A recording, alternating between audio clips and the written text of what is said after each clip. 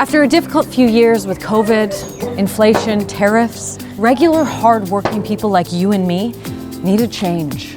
New ideas to address a rising cost of living, a plan to address a deplorable housing crisis. It's a dark world that the previous government left for us, and we, the other party, who are totally different and have zero self-interest, have a solution. The end of the housing crisis is here. Government-subsidized tents, easy to set up and a fraction of the cost of buying or renting property. These are affordable homes for everyone. And the best part is they're extremely easy to set up. Oh, it's the wrong way.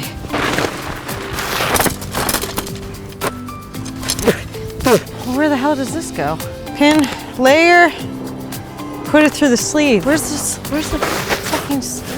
It says that you put it through the sleeve. I don't have that. Oh, here, I found it.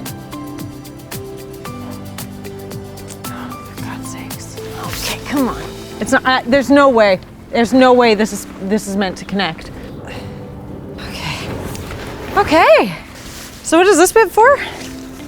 That's if it rains. Nobody's staying in one of these if it rains. You just find a spot, potentially in a public park for a couple nights or until the police kick you out, and voila, you have a home. We have 2-man, 4-man, and 6-man, enough room for the whole family and your aging parents. And get this, we'll take the tax off of tents under $100. Now tell me that doesn't help your cost of living. This plan gets more plebeians, more public, a roof-ish over their heads. We all deserve the human dignity of a home, and that's what we're providing.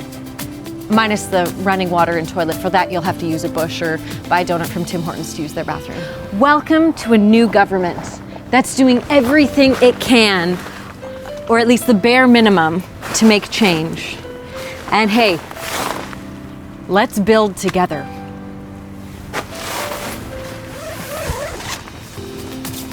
I think the zipper's broken. Yeah, shit. Was it good?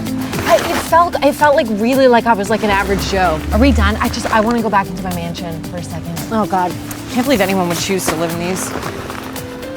Can you carry me?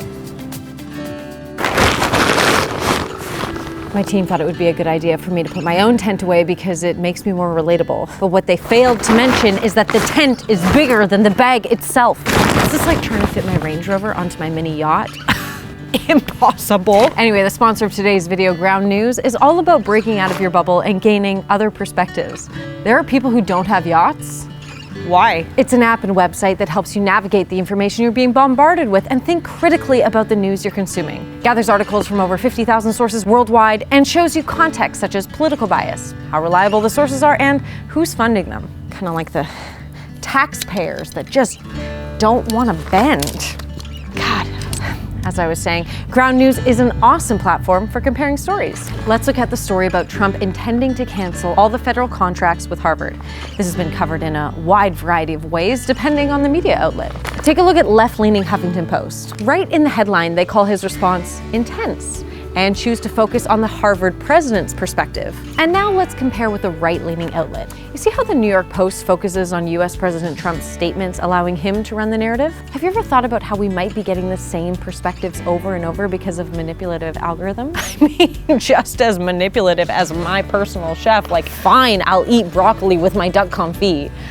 Am I right?